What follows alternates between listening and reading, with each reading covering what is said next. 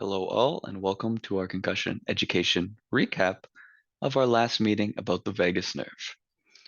Without further ado, I'm going to move myself out the way and we will get started. So our meeting was held on September 15th, and previous meetings had gone over the pacing strategy as well as sleep.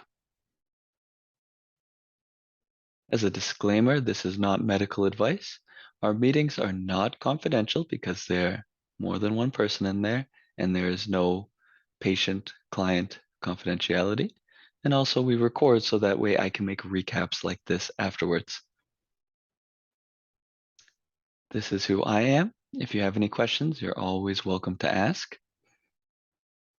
If there's any guests you'd like present in the meeting, especially family members, they are welcome.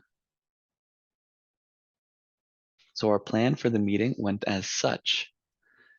I presented background info about the pyramid, the wanderer, and the nervous system. Then I presented some tools and some recommendations, and we ended off on a discussion. So the pyramid, this is what's present in our treatment plan for those who are part of our concussion therapy treatments. What we want to focus on is mainly the bottom foundation of that pyramid, and especially we're going to focus on the nervous system resetting. So the bottom three things are stress reduction, nervous system resetting, and mindset. And again, today is focusing mainly on nervous system resetting, and we're going to do that through the vagus nerve. The wanderer. Vagus, there is the Latin term for wandering, and that's because it goes from our brain and moves through all our internal organs. So it has some control and some sensory feedback. It receives information from all these organs. You may also see it called the 10th cranial nerve, and you may see it written as CNX. You don't need to know this, but I like to give you all the information so that if you do see things in the future, you know that this is all related to the vagus nerve, whether it be the wanderer, 10th cranial nerve, CNX, all those things are talking about the vagus nerve. It helps modulate our parasympathetic and our sympathetic system. You may recognize these as our flight or fight and our rest or digest. Of course, we're going to talk more about those shortly, like right here. So this is our brain, this is our spinal cord, and this is a ton of information. And basically what we want to highlight here is that we have our calm side, our rest and digest, and our more hyperactive state, our fight or flight. Now there's three important things that the calm and the fight side, they control our eyesight, they control our heart rate, they control our stomach. And of course, as you can see, it does more than that. There's a lot of things it does, but these are the three that I want to highlight. Whether it can change our eyesight one way or the other, it can change our heart rate one way or the other, and it can change how our stomach functions. So we don't need to know all the information here. Just those three details are going to be important in helping us understand why it's important to be on that calm side, that parasympathetic side. So for tools, there's laughter, socializing, there's cold water, there's electrical stimulation, there's massage, exercise, omega-3 fatty acids, deep breathing, humming, so on and so forth. This is a long list. And today we're only going to talk about laughter and socializing, cold water, and deep breathing.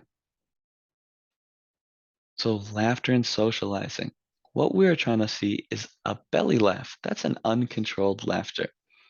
Now, we may even see, or what we'll talk about a little bit, is the Duchenne smile. When we're really happy, when we're really smiling, you're going to notice some marks around the eyes. And that is a sign of a true smile, some true happiness. Some people may be able to smile with just the mouth, but the more the whole face is engaged, the better. The better indicator that it is a true smile and a true laugh. And that can kind of connect to our belly laugh because we want to make sure, just like our belly breathing techniques, that we get a belly laugh in. So our diaphragm, that muscle down here, is engaging. So laughter can be purposeful at first. It may not include that Duchenne smile. It may just be a ha ha, my mouth is open, I'm chuckling, I'm kind of forcing the laugh at something that's not as funny as I truly feel. But if we use this tool regularly, we can turn those forceful laughs into our full face, our full Duchenne's, our crow's feet smile, our crow's feet laugh, and even get all the way into a belly laugh. So it's not the worst thing to be purposeful with our laughing, to cheat it a little bit and laugh a little extra at something that isn't totally funny. But this can help stimulate a true laughing response. So laughing, we say, please try and laugh daily, whether it be watching something or reading something. And if you have a funny friend, ask for their help in making you laugh daily. Cold water is the next tool we're going to talk about. And generally, it constricts blood vessels. It makes them a little bit smaller. And generally, it creates some top-down control. And this just means kind of our brain is controlling our rest of our body's response. Now, this shows that cold water can be very different for certain people. Some people are very sensitive to the ice water, and some people treat it like another casual Tuesday. It's okay depending on where you are. Some people are more accustomed to very cold temperatures, and some people aren't. And we're going to talk about that with the recommendation side. A really important consideration is that when we are using cold water, we want to feel that the temperature is really cold and you want to get out, but you can safely stay in. And I really like this quote because we highlight it all the time, that you can safely stay in the cold water. So it doesn't have to be freezing. It doesn't have to be really a scary sensation. But if it's cold to you and you feel like you want to get out, then we can have the same beneficial effects. So how do you use cold water? Well, you start slow, of course. We're not expecting you to take an ice bath for 30 minutes. We start off with just maybe 10 seconds of some cold water splashing on the face, splashing on the neck, on the back of the neck, and then try that 10 seconds in the shower. You just 10 seconds of kind of just maybe in the middle of the temperature in your shower. And again, start slow and progress slow.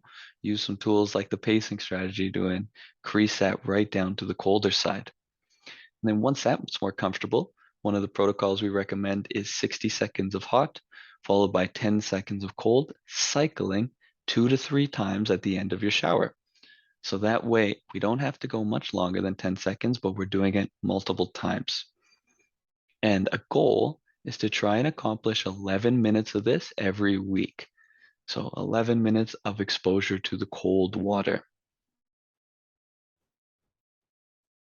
Deep breathing, our next tool we're going to talk about. There's many options for deep breathing techniques. One of them is a tactical box breathing. I'm going to move myself here out the way. And that involves 4 seconds of breathing in, followed by 4 seconds of holding your breath, followed by 4 seconds of breathing out, followed by 4 seconds of holding your breath. That's why they call it box breath or tactical breathing. One of the recommendations that we share is 3 seconds in, 1 second hold, and 6 seconds out, nice and long exhale. Slower exhales than inhales are better. Slower exhales than inhales are better. So if you can spend more time exhaling than you spend inhaling, that will have a better impact on your heart rate variability, and some other things like that. So one other method is a physiologic sigh. And that's where we actually have 2 inhales on 1 breath, followed by a long exhale. So we breathe in, 2 inhales, followed by 1 long controlled exhale. And of course, this is just a few of the different breathing techniques we can use. There's many out there. What we recommend is a 3-second in, 1-second hold, 6-second out, but obviously you can use whatever is comfortable with you. If you have a slower exhale than inhale, it will be the most beneficial for you. So this should be done daily for 5 minutes. That doesn't mean 5 minutes straight. You can break that up into as many small chunks as you want. And of course, find yours. Find your deep breathing method that works best for you, that you like. And the longer exhales will be the most beneficial. If you have questions, you can pose them directly to me. If you are part of our group meetings, you can ask other members of the group. And of course, you can ask other members of our team. And these were some of the discussion questions that we went over at the end of our meeting. How often do you laugh? Do you currently try those cold showers? Do you have a breathing technique already that you like? And if so, could you share it with the group?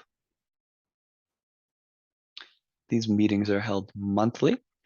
We post a short recap on YouTube, but if you'd like to find out more, check out some of our social accounts. And if you'd like to be part of the monthly meeting, make sure you send me an email. Thanks. See everyone at the next one.